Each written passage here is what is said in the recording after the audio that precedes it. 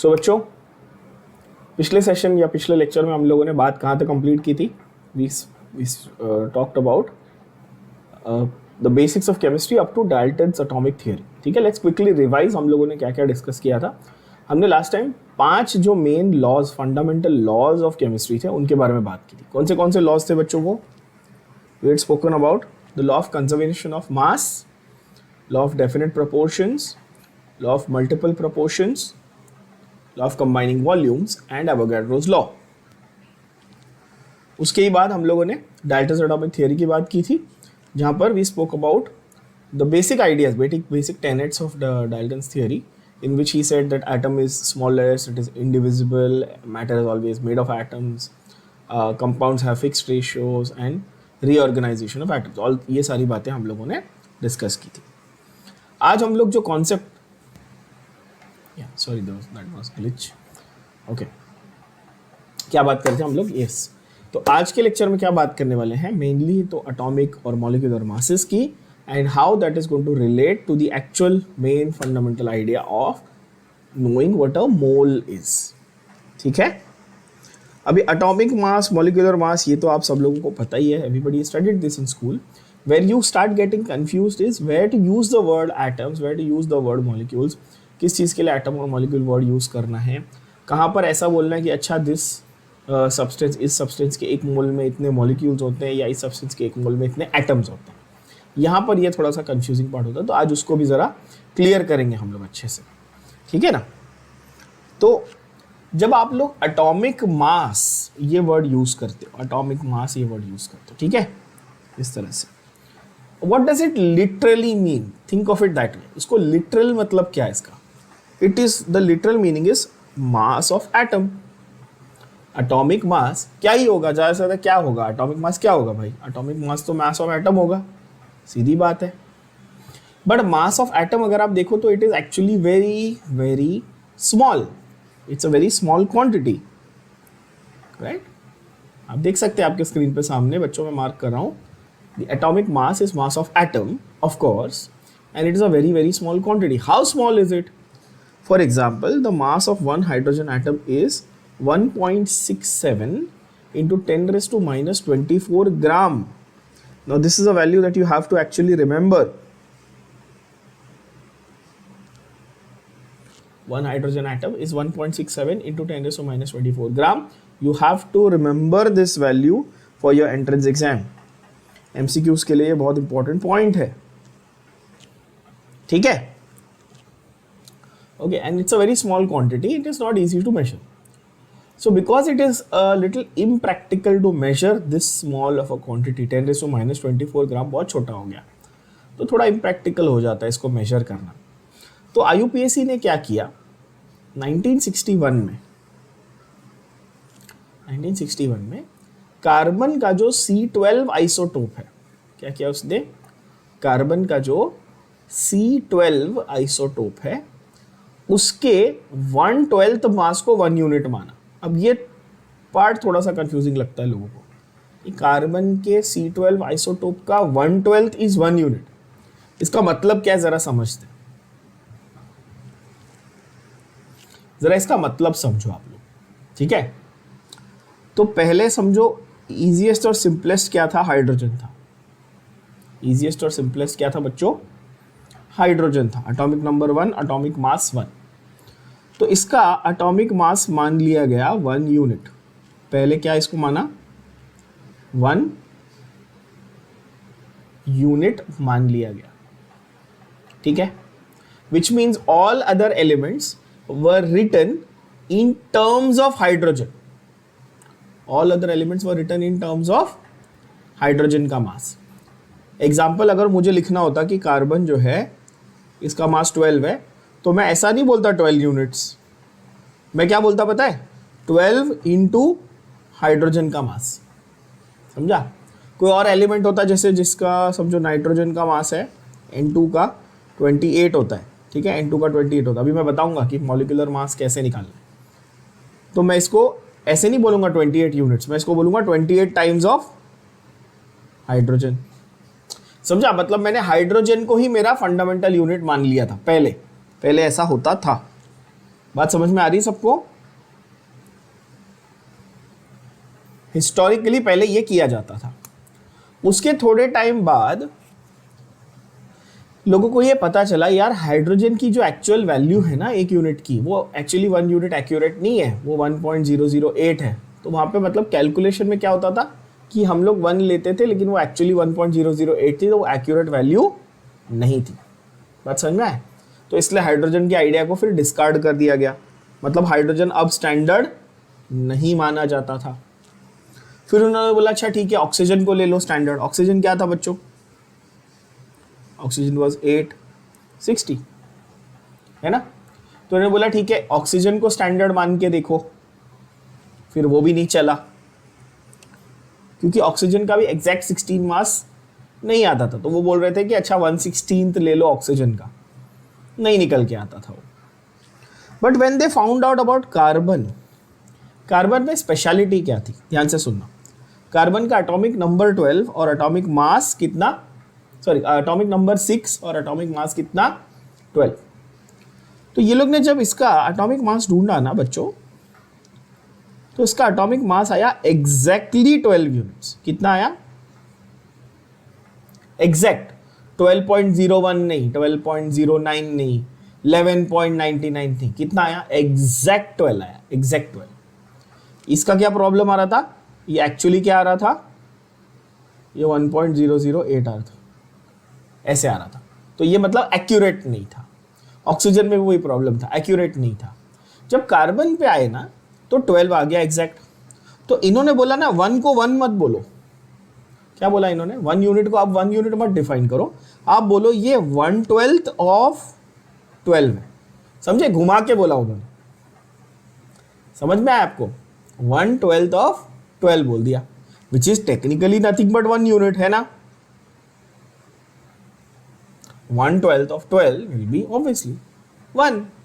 So now what happens is the new standard of how we are going to define these things is, for example now मुझे अगर ऐसा बोलना है कि अब हाइड्रोजन को मैं बोलना है 1 यूनिट, तो I will not say it is 1 unit, I will say it is 1/12 of carbon. अच्छा तो आपको समझ में आएगा, अच्छा वो इनडायरेक्टली 1 यूनिट बोल रहे हैं। समझे बात को? सेम वे अगर मुझे अब समझो हाइड्रोजन को नहीं, अभी मुझे ऑक्सीजन को बोलना है, ठीक है? तो मैं बोलूंगा 16 टाइम्स ऑफ 1/12 ऑफ C12। समझ रहे? यानी कि 16 उसका एटॉमिक मास हुआ, किसके रिलेशन में?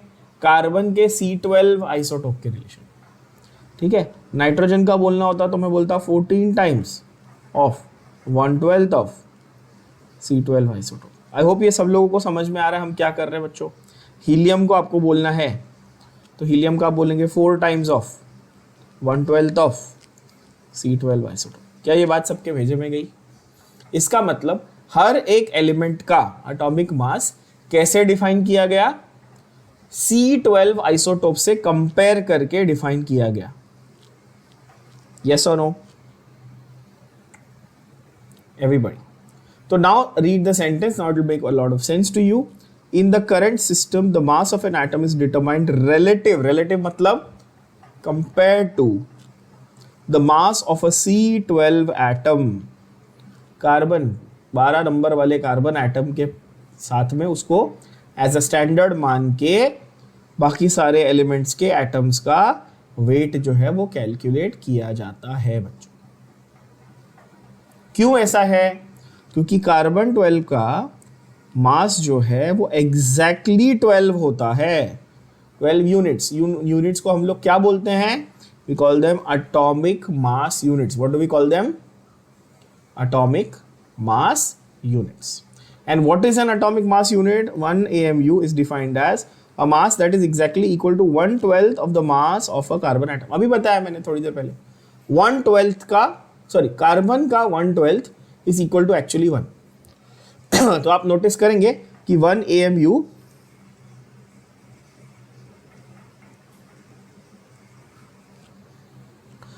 AMU is equal to 1/12 of mass of 1 carbon atom. अब 1 AMU की वैल्यू कितनी आती है देखो, 1.66 इंटू 0, 1.66056 इंटू 10⁻²4। ये 1 AMU की एक्चुअल न्यूमेरिकल वैल्यू है। पर क्या हम लोग ये वैल्यू बार बार लिखेंगे? नहीं, हम लोग सिर्फ 1 AMU मान के चलेंगे। अब ये नोट करना एक और बात नोट करना जरा, इस वैल्यू को, ये जो वैल्यू आपको यहां पर एक बॉक्स में मैंने बना के दी, इस वैल्यू को इस ग्रीन वाली वैल्यू से कंपेयर करके देखना जरा, जो हमने यहां मार्क की थी। देखो इसको, क्या ये अलग अलग आ रही है? तो पहले हम लोग हाइड्रोजन को मानते थे ना, और अभी हम लोग इसको मानते हैं, डिफरेंट है ना। तो हाइड्रोजन वाली वैल्यू रॉन्ग थी, एक यूनिट मानने के लिए कार्बन वाली वैल्यू करेक्ट है। क्या ये बात सबके भेजे में गई? है ना। और देखो हाइड्रोजन वाली, फिर से वैल्यू देखो ध्यान से, हाइड्रोजन वैल्यू वाली जो वैल्यू, हाइड्रोजन की जो वैल्यू थी वो क्या थी? 1.6736 थी, है कि नहीं?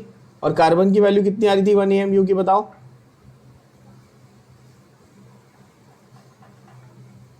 1.66056। और आप दोनों को डिवाइड करके देखोगे तो मैंने आपको अभी बताया कि आंसर क्या आता है। देखो 1.0078। Can you see that? I hope you can see that on your screen. Now you all got the point, right? कि दोनों की एग्जैक्ट वैल्यू सेम नहीं आती, और हाइड्रोजन की जो एक्चुअल वैल्यू आ रही थी वो 1.008 निकल के आ रही थी एटम की। तो रॉन्ग हो जा रहा था, क्योंकि 1 आनी चाहिए थी। अगर वो स्टैंडर्ड था तो उसकी तो 1 आनी चाहिए थी, लेकिन 1.008 आ रही थी, है ना। Going by this logic, that's why carbon को उन्होंने कार्बन के 1/12 को 1 यूनिट मान लिया। सबके भेजे में ये बात क्लियर हो गई? फ्रैंकली स्पीकिंग, आपको ये एग्जाम में कोई पूछने वाला नहीं है कि ऐसा क्यों हुआ। These values please learn them only up to 2 decimal places। तो हाइड्रोजन को आप 1.67 मान लो, और आप कार्बन के 1/12 को 1.66 मानना। 1/12 था, please note 1/12। Okay, now recently again इसके ऊपर भी नया अपडेट क्या है। पहले हम लोग AMU बोलते थे, but now days we call it unified mass, और U और DA, डाल्टन। तो पहले क्या था? AMU था। पहले क्या था? AMU था। Now you can also call it DA, और you can also call it U। AMU stands for atomic mass unit, DA stands for daltons, और U just simply stands for unified mass। U stands for unified mass। ठीक है। तो यहां पर basically हम लोगों को क्या उसने घुमा फिरा के बताया कि भाई एटॉमिक मास को रिलेटिव वैल्यूज में कैलकुलेट करना है। तो जब आप रिलेटिव वैल्यूज में कैलकुलेट करोगे तो एक बहुत ही इंपॉर्टेंट स्टेटमेंट निकल के आती है, जिसको आप यहां पर अपनी बुक में एज अ नोट लिख सकते हो। ठीक है, क्या स्टेटमेंट है, ध्यान से सुनना। व्हेन एटॉमिक और मॉलिक्यूलर, एटॉमिक वेट या मॉलिक्यूलर वेट, दोनों, एटॉमिक मास या molecular mass is expressed as relative term to C12 isotope or C12 atom, it will not have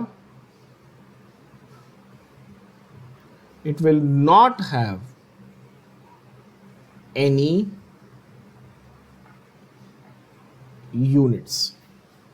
units क्या होते हैं नॉर्मली? अच्छा, हम लोग मास के यूनिट्स में क्या यूज करते हैं? फिजिक्स में आप लोगों ने पढ़ा ही है। मास का क्या यूनिट है? मास का यूनिट क्या है? ग्राम या kilogram. Correct, standard unit KG है, हम लोग ग्राम भी यूज करते हैं, है ना।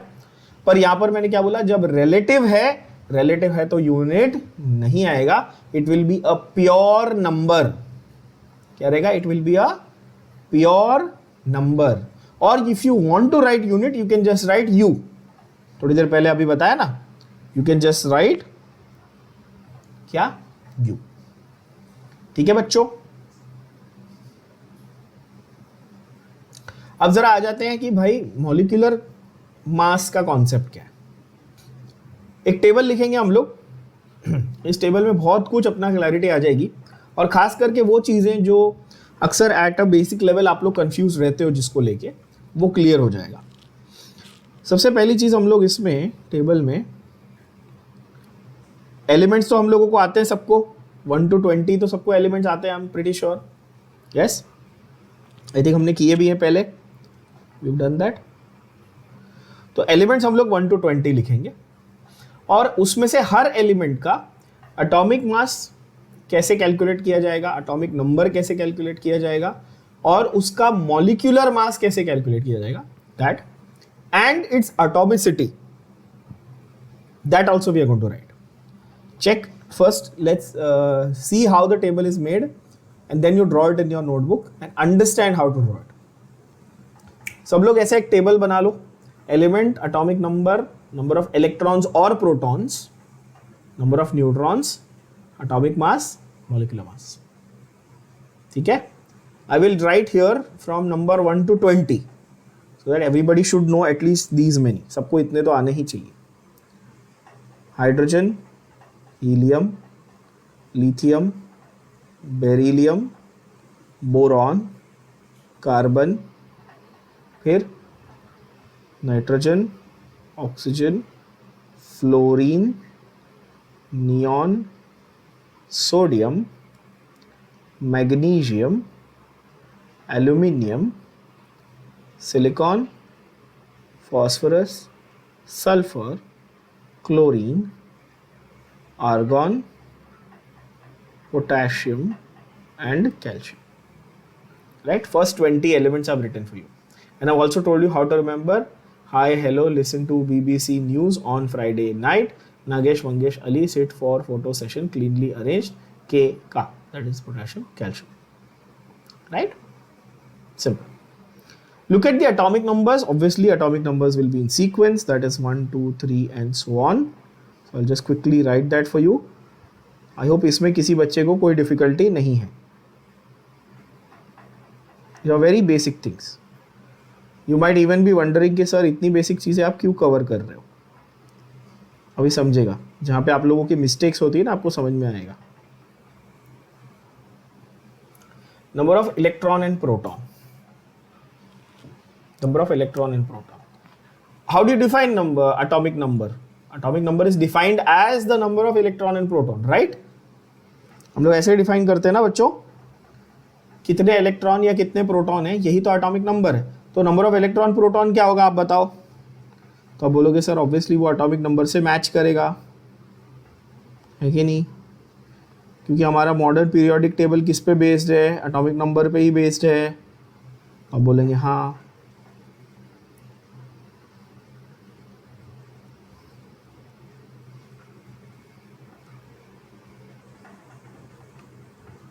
ठीक है, then number of neutrons, and this is interesting. What is the number of neutrons in hydrogen? 0. Hydrogen does not have any neutron at all. Hydrogen does not have any neutrons at all. What about helium? How many? 2. Lithium? 4. Beryllium? 4. Boron? How many? 6. Sometimes boron में you have variants of 5 and 6 both actually, ठीक है, but boron का average atomic मास 10.8 आता है, तो हम लोग 11 वाला वेरिएंट ज़्यादा कॉमनली यूज़ करते हैं, इसलिए 6 न्यूट्रॉन। अभी मैं आऊँगा उस पर। Carbon obviously 6, nitrogen obviously 7, oxygen obviously 8, fluorine how many? 10. Yes. Neon again 10. Sodium 12. Magnesium 12. Aluminium 14. Aluminium is 14. Silicon again is 14. Phosphorus is 16. Sulfur is again 16. Chlorine how many? Chlorine can be 80, anywhere from 18 to 20. Chlorine can be 18 to 20, कितने भी हो सकते हैं। इसलिए इसका average atomic मास आता है। ठीक है, जैसे बोरॉन में भी मैंने बताया ना 5 और 6 दोनों वेरिएंट आते हैं, 5 to 6 दोनों वेरिएंट आ जाते हैं, तो एवरेज एटॉमिक मास निकालना पड़ता है इसका। वैसे क्लोरीन में 18 वाले भी हैं, 19 वाले भी आएंगे, 20 वाले भी आएंगे। आर्गॉन में भी सेम काफ़ी सारे वेरिएबल नंबर्स आपको मिलते हैं, बट जनरली आप लोग मान के चलते हो 22 वाला। ठीक है, अभी यहाँ पर एक कॉन्सेप्ट आता है ऑफ आइसोटोप्स, जिसको हम लोग डिस्कस करेंगे। लास्ट टाइम आई थिंक मैंने बेसिक आइडिया दिया था आपको पिछले लेक्चर के एंड में। ठीक है, यहाँ पर आते हैं 20 और यहाँ पर आते हैं 20। ठीक है, as I said argon also has variants from 20 to 22. Now comes the interesting part, atomic mass. Now you all have been taught, ध्यान से सुनना, you all have been taught in school a concept called as atomic mass number. We don't call it atomic mass ना, हम लोग अभी तक जो पढ़ते थे उसको हम लोग atomic mass बोलते थे क्या? नहीं, अपन हमेशा क्या बोलते थे? atomic mass number. We used to always add the word number आगे, है ना? Atomic mass number. And how do you calculate that number? You will say this plus this equals this. यानी number of electrons or protons, यानी कि number of protons basically. Number of protons plus number of neutrons gives atomic mass number. Now, from the word number, what do you get? When I say it's a number, should I write a unit? Yes or no? It's just a number, right? We cannot write a unit there. Of course. And that is what you have to understand. अभी थोड़ी देर पहले मैंने वही समझाया कि आप जब एटॉमिक मास को एक्सप्रेस करते हो तो आप यूनिट नहीं लिखते हो बच्चों। क्या ये सबके दिमाग में गया? आप एक्चुअली एटॉमिक मास के लिए नंबर क्यों नहीं यूनिट क्यों नहीं लिखते हो? क्योंकि आप टेक्निकली आप एटॉमिक मास नहीं बता रहे हो, आप एटम का मास नहीं बता रहे हो, आप तो एटॉमिक मास नंबर बता रहे हो टेक्निकली, है ना? यानी आप सिर्फ number of protons and neutrons बता रहे हो। उसको एटॉमिक मास में कन्वर्ट करने के लिए आपको U से मल्टीप्लाई करना पड़ेगा बॉस। बात समझ में आई? एक्चुअल वजन में या वेट में अगर आप बताना चाहते हो या मास में बताना चाहते हो तो आपको U यानी कि वो यूनिफाइड मास जो वैल्यू थी ना उससे आपको मल्टीप्लाई करना पड़ता है। ऐसी बात है। ठीक है, और ये बहुत बेसिक चीज है जो आपको समझने की जरूरत है। चलो हाइड्रोजन का एटॉमिक मास देखेंगे बच्चों, कितना आएगा? As I just mentioned these two columns you have to add. ये ना, ये दोनों को ऐड करके मेरे को आंसर आप बता सकते हो। देखो, ठीक है, बहुत इजीली आ जाएगा। हाइड्रोजन का आ जाएगा 1, हीलियम का 4, लिथियम का 7, बेरिलियम 8, बोरॉन 11। आप देख पा रहे हैं carbon is 12, nitrogen is 14, oxygen is 16, fluorine is 19, neon is 20, sodium is 23. Check. Sodium is 23, magnesium 24, aluminum 27, silicon 28, phosphorus 31, sulfur 32, chlorine very unique 35.5. Check. Very unique 35.5. Argon generally हम लोग 40 consider करते हैं most common variant. तो यहाँ पर भी actually आप देख सकते हो 38 वाला आर्गॉन भी होता है और 40 वाला आर्गॉन भी होता है ना? अगर 20 लूँगा तो 38 हो गया और 22 लूँगा तो 40। बट ज़्यादा कॉमनली कौन सा पाया जाता है नेचर में? 40 वाला। क्लोरीन के केस में आप ऐसा मुझसे आर्ग्यू कर सकते हो कि सर क्लोरीन का भी बताओ कि 18 वाला ज़्यादा कॉमनली पाया जाता है या 20 वाला, है ना? तो यहाँ पर फंडा ये है बॉस कि 18 और 20 दोनों काफ़ी ऑलमोस्ट इक्वल मेजर में पाए जाते हैं, मतलब काफ़ी हद तक कॉमनली पाए जाते हैं, इसलिए हम लोग एवरेज निकाल लेते हैं। We get the average of both, right? Argon में आपको जनरली हर जगह 40 वाला वेरिएंट ज़्यादा देखने मिलेगा। Potassium is 39 and calcium is 40। Now the issue here that most of the students have is, sir हमको एटॉमिक नंबर तो याद रह जाते हैं, एटॉमिक मास नंबर याद नहीं रहता। आप लोगों के साथ में भी ऐसा इशू होता होगा, I am pretty sure. If I ask you randomly, मैं आपको ऐसे रैंडमली पूछूं कि अच्छा एल्यूमिनियम का एटॉमिक वेट बताओ, तो आप कंफ्यूज हो जाओगे। या मैं ऐसे उठा के रैंडमली पूछ लूँ अच्छा फॉस्फोरस का बताओ, है ना, तो आपको याद नहीं आएगा। तो I will give you a trick today of how to remember all the atomic masses up to number 20 very easily. 2 minute में आपको सारे के सारे एटॉमिक मासेस याद हो जाएंगे, ये छोटी सी एक शॉर्टकट ट्रिक से। और ये एंट्रेंस एग्जाम के लिए, आपकी जेई सीईटी नीट के लिए आपको बहुत काम आने वाला है। ठीक है, तो ध्यान से सुनना ऑल स्टूडेंट्स। आप यहां पर थोड़ा सा ऑब्जर्व करो, ठीक है ना। एटॉमिक नंबर देखना, मैं पहले इवन नंबर वाले सारे मार्क कर रहा हूं। क्या कर रहा हूं मैं, देखो सब मैं क्या कर रहा हूं बच्चों, इवन नंबर वाले सारे मार्क कर दे रहा हूं। इवन नंबर वाले आप सारे देख लो, तो इवन नंबर वालों को आप ऑब्जर्व करो, अब आपको आसानी से आंसर आ जाएगा।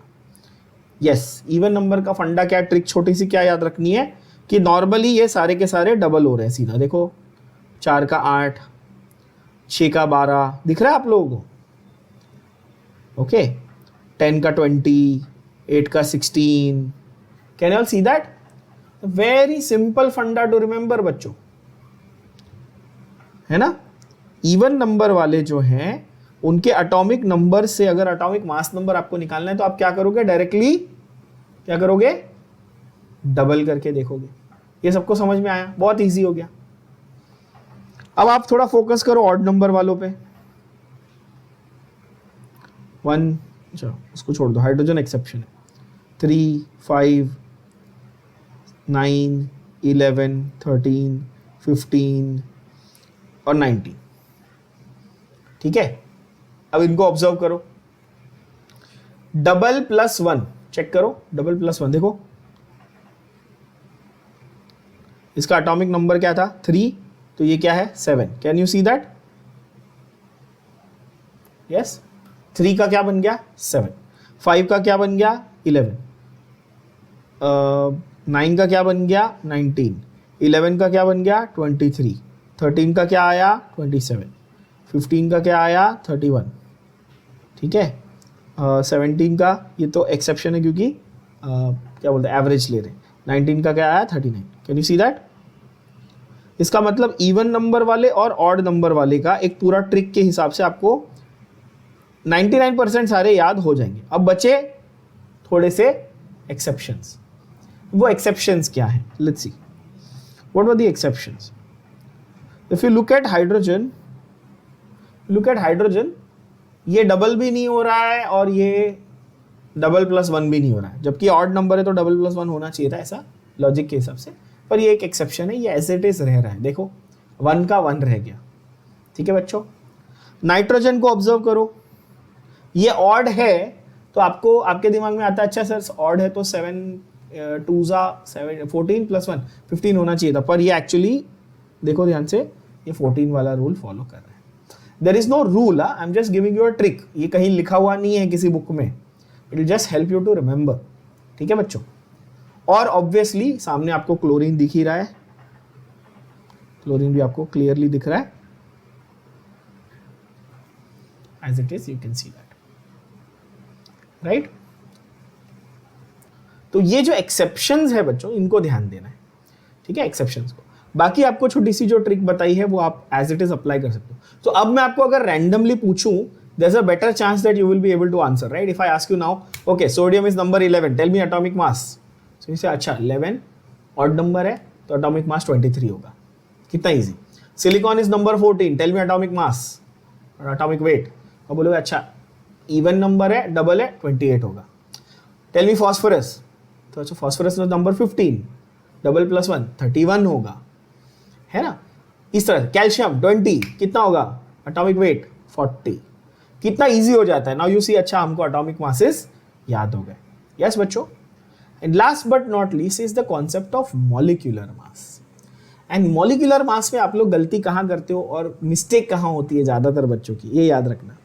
Is you are not aware in general, just students who are just starting out just learning chemistry, they are not aware कि कौन सा वाला एलिमेंट मोनोएटॉमिक है, कौन सा वाला एलिमेंट डायटॉमिक है और कौन सा वाला एलिमेंट पॉलीएटॉमिक है।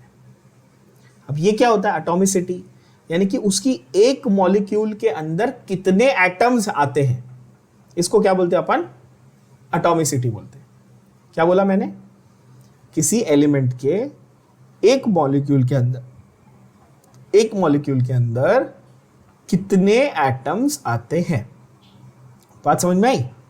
फॉर एग्जाम्पल हाइड्रोजन का मॉलिक्यूल कैसा दिखता है, आप लोग मुझे बताओ। हाइड्रोजन का मॉलिक्यूल दिखता है H2, हीलियम का मॉलिक्यूल He, लिथियम का Li, बेरिलियम का Be, बोरॉन का B, कार्बन का C, नाइट्रोजन का N2, है कि नहीं।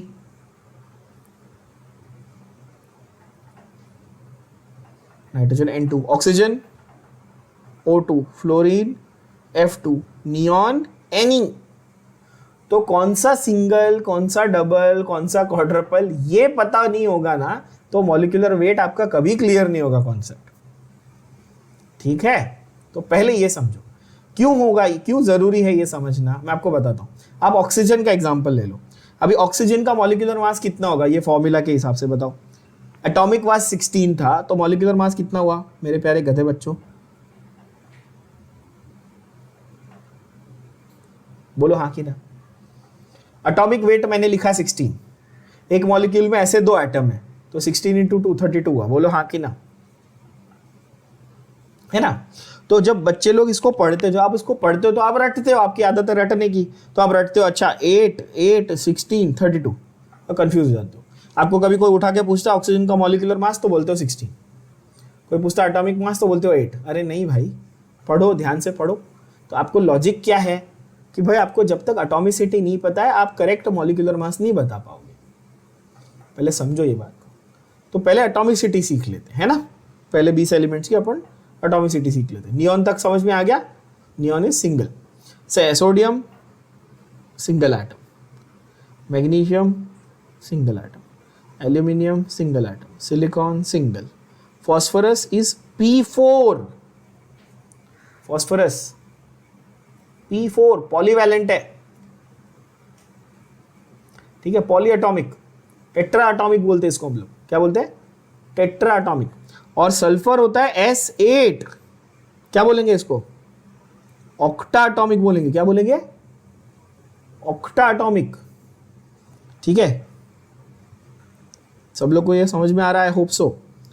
उसके बाद आता है हमारा क्लोरीन। क्लोरीन क्या है Cl2, आर्गन क्या है ऑब्वियसली Ar, पोटेशियम क्या है K और कैल्शियम क्या है Cl। इसमें से क्या समझ में आया, तो बोलोगे सर इसमें से ये समझ में आया कि जितने भी गैसेज हैं, hydrogen H2, nitrogen N2, oxygen O2, fluorine F2, तो ये तो डायटॉमिक है, ये क्लियर हो गया, बोलो हाँ कि ना।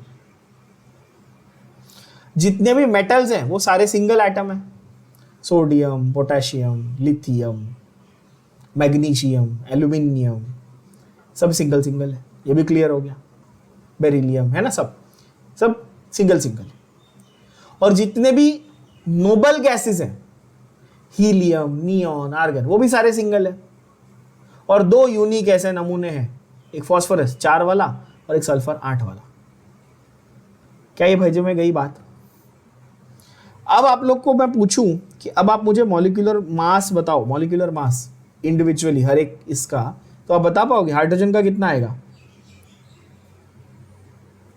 2। अच्छा 2 क्या लिखूं, 2 ग्राम लिखूं, कुछ लिखूं यहाँ पे, नहीं, वाई, बिकॉज अगेन रिलेटिव है, अगेन क्या है, रिलेटिव है ना। अगर उसको मल्टीप्लाई बाय यू करके लिखना चाहूंगा तो क्या बोलते हैं, तो लिखूंगा कि ग्राम में है। समझ में आया बात। हीलियम का कितना आएगा, जल्दी जल्दी बोलो, 4, लिथियम का 7, बेरिलियम का 8, बोरॉन का 11, है ना। बोरॉन के बाजू में एक मेंशन करके रखना, एवरेज इसका 10.8 गिनते हैं हम लोग, एवरेज, ठीक है, इसका भी एवरेज हम लोग लिया करते हैं एज 10.8। अभी एवरेज एटॉमिक मास के कॉन्सेप्ट पे आऊंगा तो सिखाऊंगा। कार्बन ऑब्वियसली 12, नाइट्रोजन कितना है, नाइट्रोजन 14, 7, 28, है ना। Oxygen 32, fluorine 38, neon 20। देखो 32, 38 फिर 20, कितना फर्क है ना। सोडियम कितना 23, so magnesium 24, aluminium 27, silicon 28। What about phosphorus, 124, correct, 124 है ना. Sulphur 256, of course. Sulfur will be 256. Chlorine 71, unique, odd number आ रहा है देखो, 71. Argon generally 40. Potassium 39, calcium 40. Clear हो गया बच्चों. तो ये टेबल जो है, इससे आपको काफ़ी सारी चीज़ें क्लियर हो जाती हैं कि आपका एटॉमिसिटी क्या है फर्स्ट 20 एलिमेंट्स का, उनका एटॉमिक मास किस तरह लिखना है, मॉलिक्यूलर मास किस तरह लिखना है वगैरह. ठीक है, तो ये टेबल काफ़ी इंपॉर्टेंट है, इसको नोट करके आप रख लेना. अब सवाल ये आता है कि हम लोग जब एवरेज की बात कर रहे हैं, एवरेज, तो ये कैसा फंडा है, एवरेज का फंडा कैसा है. ठीक है, आपने देखा उस टेबल में हमने क्लोरीन के लिए एवरेज लिखा, मैंने आर्गॉन के लिए भी ये लिखा कि देयर आर वेरिएशंस, 38 भी हो सकता है, 39 भी हो सकता है, 40 भी हो सकता है ना. तो जब हम लोग एवरेज की बात करते हैं तो there are two factors that come into the picture, two factors. ठीक है, अभी जो एग्जांपल मैं आपको बता देता हूँ, एक सिंपल सा एग्जांपल लेते हैं. Let's say there are 100 students in a class, 100 students in a class and there was a test that was conducted. ठीक है, 100 बच्चे आपके बैच में, एक टेस्ट लिया गया. 50 स्टूडेंट्स को 80 on 100 आया और 50 स्टूडेंट्स को 100 on 100 आया फॉर एग्जाम्पल. तो क्लास का एवरेज कितना हुआ, 80 और 100 के बीच में क्लास का एवरेज कितना हुआ, आप बोलोगे 90, बरोबर है ना, हाँ कि ना, क्योंकि इक्वल डिस्ट्रीब्यूशन हुआ है मार्क्स का. तो आप इजीली बोल सकते थे अच्छा एग्जैक्टली बीच में ही एवरेज आएगा. पर अगर मैं आपको ऐसा बोलता कि 90 स्टूडेंट्स को 80 मार्क्स आए और सिर्फ 10 लोगों को 100 on 100 आए, तो आपका एवरेज क्लोज टू 80 होता कि क्लोज टू 100 होता, बताओ. Obviously it will be close to 80, है ना. So you don't have to look at only the marks, you have to look at the number of people scoring them also, यानी percentage of people scoring those marks, है ना. अब ये same logic आप यहाँ पर अप्लाई करके देखो एलिमेंट्स के लिए. चलो सेम लॉजिक अप्लाई करके देखते हैं. आपको मैं ऐसा बोलूँ कि हाइड्रोजन का एक 1-1 वाला वेरिएंट भी होता है और एक 1-2 वाला वेरिएंट भी होता है, पर ये 99% पाया जाता है और ये सिर्फ 1% पाया जाता है. तो मेरा जो इसका एवरेज मास होगा वो क्लोज टू 1 होगा कि क्लोज टू 2 होगा, ऑफ कोर्स क्लोज टू 1 होगा, क्योंकि 99% ऑफ द टाइम्स तो 1 ही मिल रहा है ना, राइट. इसको हम लोग बोलते हैं abundance of a given atom. क्या बोलते हैं बच्चों, अबंडेंस. अबंडेंस मतलब कि वो नेचर में वो वाला वेरिएंट किस परसेंटेज में पाया जाता है, what is the percentage of occurrence of that particular element, उसका कौन से एटॉमिक मास वाला वेरिएंट कितने परसेंट में पाया जाता है ना. तो आइसोटोप के बारे में हमने लास्ट टाइम बात की थी. आइसोटोप्स क्या थे, isotopes have same atomic number but different atomic masses, है ना.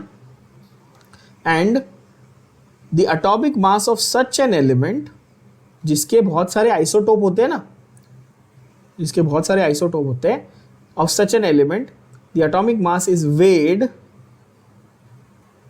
or is the average of atomic masses of its isotopes, taking into account the masses of the isotopes and their percentage occurrence, and this is called as average atomic mass. This is called as average atomic mass. Let's take for example carbon. So carbon has C12 isotope, they have C13 isotope, they have C14 isotope. मतलब carbon के हमारे पास 3 variety, कौन सी वाली, C12 variety, C13 variety और C14 variety. अभी मैं आपको अगर बोलूं कि अच्छा 100 में से रिलेटिव परसेंटेज C12 वाले का है 98.892, C13 वाले का है 1.108 और C14 वाले का है 2 into 10⁻10। Very rare, very very rare. 2 into 10⁻10 मतलब 0 पॉइंट और 9 0 और फिर 2, इतना छोटा परसेंटेज, मतलब ना के बराबर है ना। और 99% ऑलमोस्ट क्या है C12। तो क्या मैं आंख बंद करके ब्लाइंडली ये बोल सकता हूं कि average will be very close to 12? ये बात बोलो हाँ कि ना। Everybody agrees with this? इसमें किसी को कोई प्रॉब्लम है?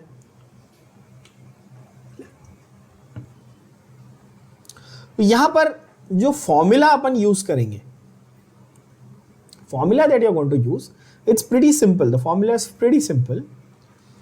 Whatever is the mass of a particular isotope, whatever is the mass of a particular isotope, you multiply that by its percentage. जैसे कि 12 वाला इतना ये है 98% है, 13 वाला इतना परसेंट है, 14 वाला इतना परसेंट है, वो सबको मल्टीप्लाई करो, add all of them together and you get your answer. Simple, right? You take the percentage, multiply it by the given mass, add the values together and you get the average atomic mass. Just let's solve a question here so that you get an idea of what I'm talking about and how we are going to apply the formula. ठीक है? तो look at this question, ऐसा आपको idea आएगा कि किस तरह से करना है। पहले समझो उसने बोला क्या है क्वेश्चन में। तो they have given you that neon के 3 वेरिएंट्स पॉसिबल है, 3 आइसोटोप। कौन से आइसोटोप? एक 20 वाला, एक 21 वाला और एक 22 वाला। ये क्लियर है? 20, 21 और 22 वाला वेरिएंट पॉसिबल है। जो 20 वाला वेरिएंट हम लिखते हैं, उसको 20 लिखते हैं, उसका एक्चुअल मास 19.99 है। बात समझे?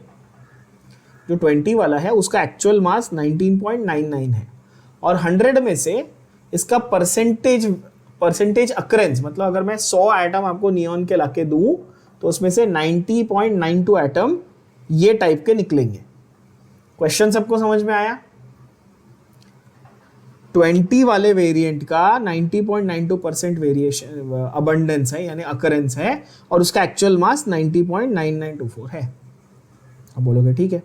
21 वाले वेरिएंट का 0.26% अकरेंस है और उसका एक्चुअल मास 20.9940 है। 22 वाले वेरिएंट का 8.82% अकरेंस है और उसका एक्चुअल मास जो है वो 21.99 है। ठीक है, तो ये उसने आपको पहले तो 3 इंफॉर्मेशन दी है और क्वेश्चन उसने सिंपल सा ये पूछा हुआ है, calculate the average atomic mass of neon. Question समझ में आ गया सबको? और एक चीज समझना, इसमें एक हिंट पहले से समझ में आ जाता है। हमारा मैक्सिमम परसेंटेज किसका है? इसका 19.99 वाले का है ना। तो इससे क्लियर बात क्या समझ में आती है कि हमारा जो फाइनल आंसर आएगा वो वेरी क्लोज टू 19.99, मतलब 19.99 के बहुत ही नजदीक आएगा, है ना, क्योंकि वही ज्यादा परसेंटेज में है। ऐसे देखना है आपको। अच्छा, अब इसका हम लोग समझते हैं कि एक्चुअल कैलकुलेशन कैसे होगा। ठीक है, देखो तो एवरेज एटॉमिक मास का कैलकुलेशन, ठीक है ना, ध्यान से देखना। तो जो फर्स्ट वेरिएंट है उसका मास इंटू परसेंटेज करो, क्या है 19.9924 इंटू उसका परसेंटेज कितना है 90.92। समझा? यस बच्चों, सिंपल है ना। और ये परसेंटेज में था मतलब डिवाइड बाय 100, यस और नो? परसेंटेज में था मतलब डिवाइड बाय 100। अच्छा, प्लस 20.9940 इंटू 0.26, परसेंटेज में था मतलब डिवाइड बाय 100, है ना, राइट। और प्लस 21.9914 इंटू 8.82, परसेंटेज में था तो डिवाइड बाय 100। यहां तक समझ में आया? सिंपल। अच्छा, अगर 4 वेरिएंट दिए होते तो आप क्या करते, चौथे वाले का भी मास इंटू परसेंटेज, 5 वेरिएंट दिए होते तो 5वें वाले का भी मास इंटू परसेंटेज, ऐसे ऐड करते जाते। ये बात सबके भेजे में चली गई, इसमें कोई कंफ्यूजन नहीं है, राइट। हाँ, अब देखो यहां पर सिर्फ उन्होंने क्या किया है, एडिशन, सिर्फ एडिशन है ना। अब अपने को कैलकुलेशन जो ये है ना, ऐसी बड़ी कैलकुलेशन आगे जाके हम लोग लॉग वैल्यू से करेंगे, बट फिलहाल अभी आप लोगों को लॉग की टेबल रीडिंग वगैरह अगर नहीं आती तो टेंशन मत लो, फिलहाल मैं आपको कैलसी से करके बताता हूँ। So here when you do the calculation you will find that the answer comes out to be 18.177 plus 0.05 plus 1.93 that is 20.1। And you will notice कि ये 20, 21 और 22 में से किससे सबसे नजदीक है, ये 20 वाले से सबसे नजदीक है ऑब्वियसली, राइट। जब ये सेम क्वेश्चन आपको एमसीक्यूज में आता है तो आपको एक्यूरेट कैलकुलेशन करने की जरूरत नहीं है, you have to do approximate calculation, और चारों में से जो क्लोजेस्ट ऑप्शन है वो आपका आंसर होता है। I hope everybody got this, right. ये क्वेश्चन आपके बुक में से ही लिया है मैंने, तो देखो आपको एग्जैक्ट आंसर यहाँ पर क्लियरली दिख भी रहा है 20.1, और ऑब्वियसली मेरा आंसर क्या है देख सकते हो आप 20.1। यस, सो क्लियर हो गया हमारे दिमाग में कि एवरेज एटॉमिक मास किस तरह कैलकुलेट किया जाता है। आई होप सो ये क्लियर है।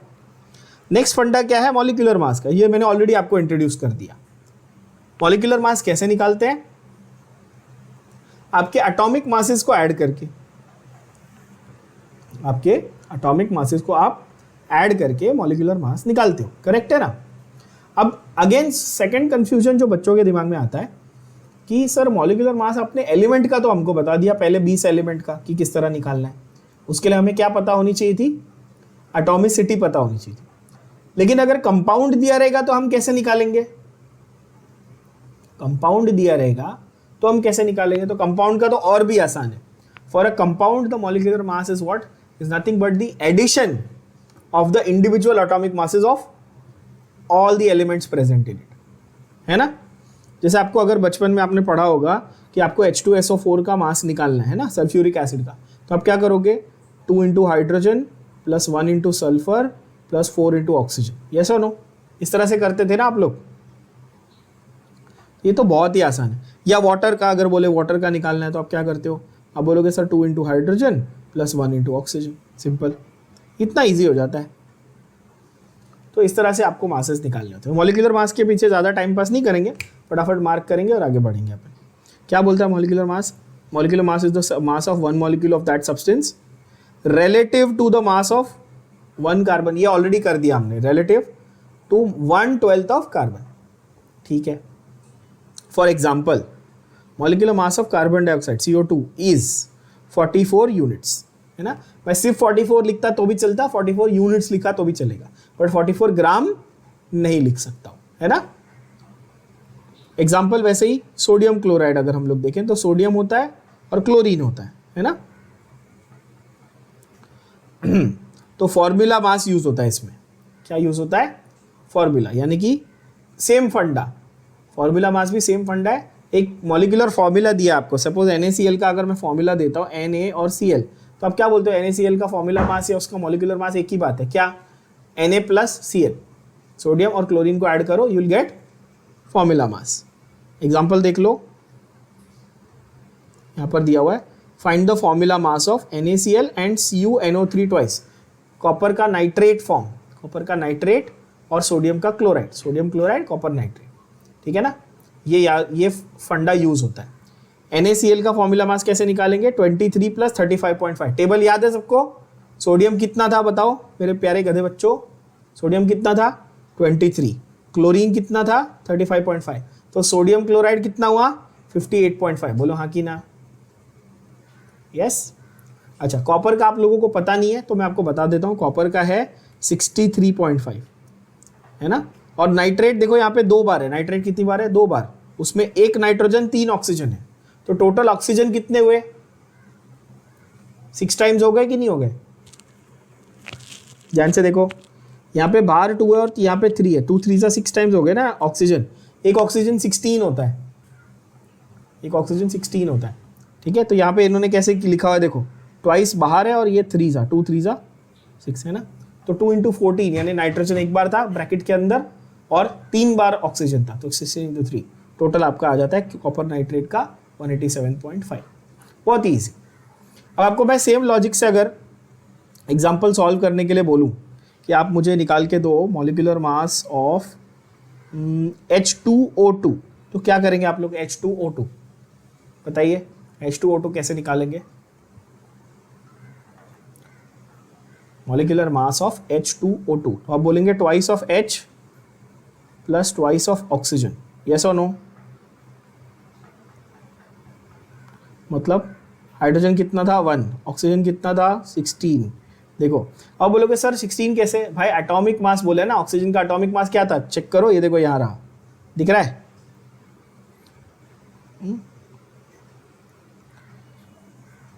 O2 है तो 2 एटम है, या फिर आपको अगर ऐसा ये करना है कि एक मॉलिक्यूल O2 मॉलिक्यूल, तो भी 32 तो 32 ही रहेगा, 216 2 × 16 या 1 × 32 एक ही बात रहेगा, तो आंसर हो जाएगा 34 यूनिट्स। 34 यूनिट्स। और एक एग्जांपल ले लें HNO3, चलो HNO3 कैसे करेंगे बच्चों? इसमें 1 हाइड्रोजन 1 नाइट्रोजन और 3 ऑक्सीजन, यस, यानी कि 1 + 14 + 316 सा कितना 48, कितना आता है बच्चों आंसर? 63 यूनिट्स आ जाता है। क्या बात समझ में आ रही है? तो कंपाउंड का मॉलिक्यूलर मास निकालना भी बहुत ही ईजी हो जाता है। एलिमेंट के केस में हम लोग क्या देख रहे थे? उसकी एटॉमिसिटी देख रहे थे। कंपाउंड के केस में तो और ईजी है, कंपाउंड में जितने एटम दिख रहे हैं सबको लो और ऐड कर लो और आंसर आ गया। आप एक एग्जाम्पल सॉल्व करेंगे CaSO4, चलो CaSO4 जल्दी जल्दी सॉल्व करेंगे सभी बच्चों और मुझे आंसर बताएंगे। If calcium is this much, oxygen is this much, sulphur is this much. CaSO4 क्या करना है? देखो आप लोग मुझे बता सकते हो, calcium plus sulphur plus 4 times of oxygen, yes और no? Calcium plus sulphur plus 4 times of oxygen, क्या आएगा answer? 4 times of oxygen, 16 4 64, answer will be 60 + 30 90 + 40 130 134 136 136.2। सबका सेम आंसर आया? बोलो हाँ कि ना।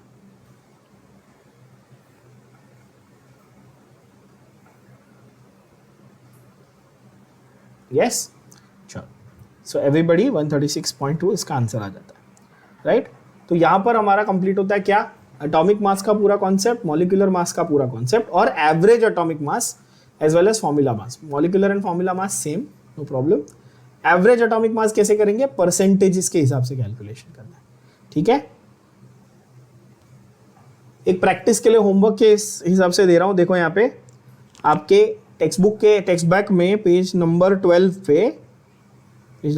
पे ये क्वेश्चन है आपके सामने, ठीक है? Natural isotopic abundance of boron, boron का 10 का वेरिएंट इज 19 एंड 11 का वेरिएंट इज 80.40, देखो, and the exact isotopic masses are 10.13 and 11.009। Calculate average atomic mass. Formula फंडा मैंने आपको समझा दिया, आप खुद से एक बार कैलकुलेट करेंगे बच्चों। जिसके पास ये क्वेश्चन या ये नहीं है, आप एक स्क्रीनशॉट ले लो अभी और ये क्वेश्चन सेव करके रखो, इसको सॉल्व करके मुझे सॉल्यूशन बताना, ठीक है? नेक्स्ट क्लास में, नेक्स्ट सेशन के पहले, ओके?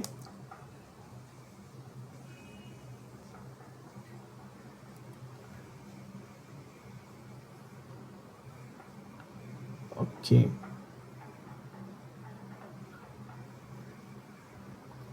ओके, उसके बाद अभी लास्ट पार्ट हमारा बचता है मोल, हम लोग नेक्स्ट टाइम कंप्लीट करेंगे। That is the moles and उसके अलग अलग टर्म्स है ना, गैसेस, सॉलिड के फॉर्म में, गैसेस के फॉर्म में या वॉल्यूम के टर्म्स में, everything that will finish off next time.